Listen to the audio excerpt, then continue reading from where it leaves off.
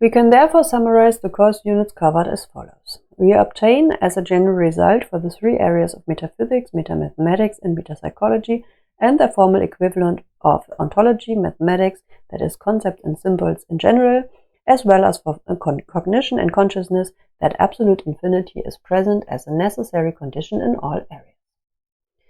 The absolute infinity of being and the relationship of every entity to it form the basic fundamental ontology through the existential relationship to the outside and the inside.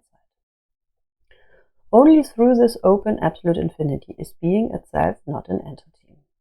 This means that absolute infinity is present in the extension and in every point.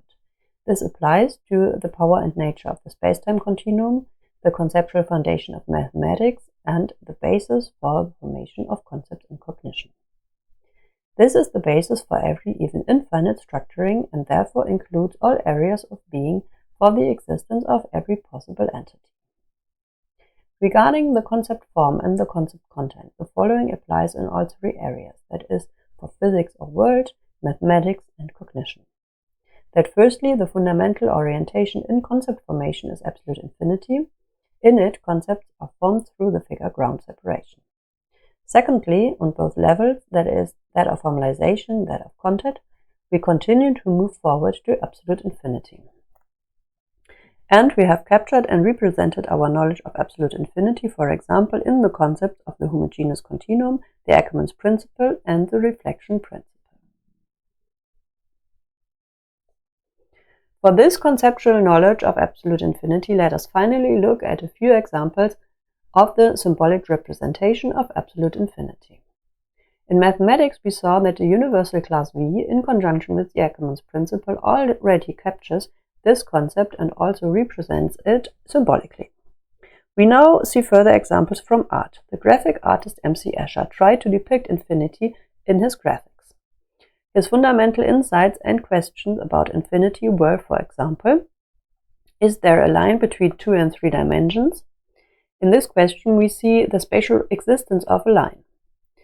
Does the shape of a background have its own identity? This concerns our insight into the fact that foreground and background, that is, being an entity, can be arbitrarily interchanged, that is, both are always both.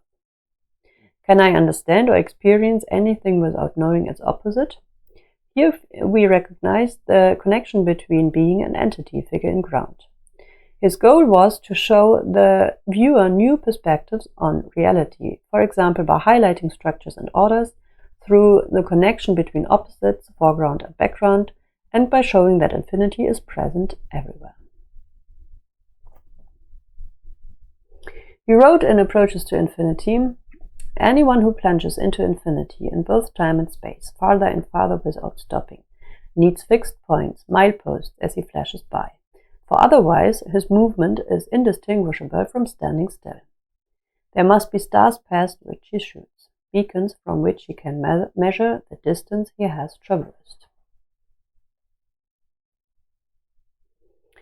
One of his topics for depicting infinity was the metamorphosis, that is, the transformation and the process in nature that transforms larvae into butterflies or tadpoles into frogs. For Escher, it was, on the one hand, a metaphor to represent gradual differences in the change from one state to another, and additionally a visual way to draw attention to inaccuracies in human perception and the tendency to categorize. Because infinity lies in the possible number of intermediate stages. There are no gradual differences, only continuum that is infinitely divisible into gradual stages.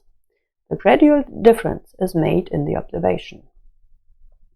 Or, as Gravesande put it in a book review of Escher, there is nothing precise in nature. There are no clear, precise shapes or boundaries in nature. Here we see an example of this representation of infinity in Metamorphosis. This is actually a connected series that I have divided up into two parts. At the end of the upper part, you can see that the birds continue in the second part below and then change further.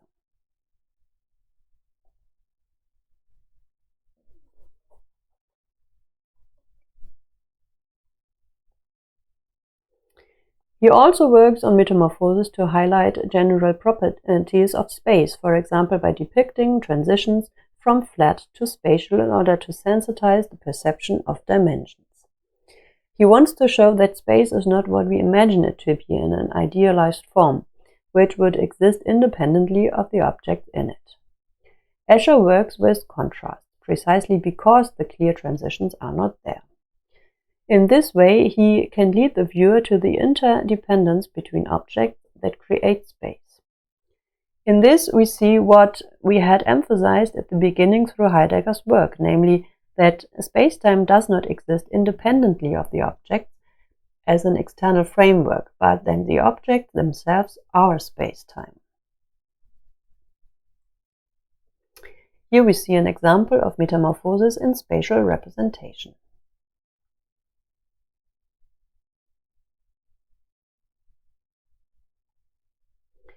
The representation of the dynamic tension between figure and ground was also important to him.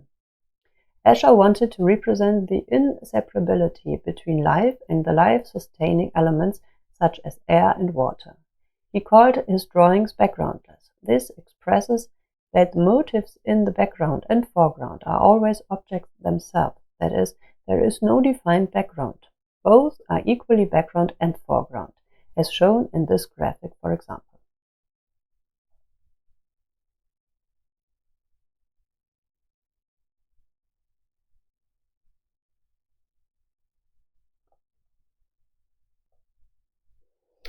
With this, we can finally summarize the perception of space, knowledge in space, and the knowledge of absolute infinity. The graphic representations illustrated the topics and results that we worked on in the individual course units. Absolute infinity is present in the possible number of intermediate stages. There are no gradual differences, but only continuum, which is infinitely divisible into gradual differences. Gradual differences are only made in our consideration. Our perception of space and our relationship to it is finally described again in the following quote from Escher. He writes, "We do not know space. We are standing in the middle of it. We ourselves are part of it. But we know nothing about it. Whoever wants to portray something that does not exist has to obey certain rules. He must produce contrast. He must cause a shock." And this brings us to the end of this last part, and you can find here the literature used. And then the entire bibliography with the literature used and literature recommendations.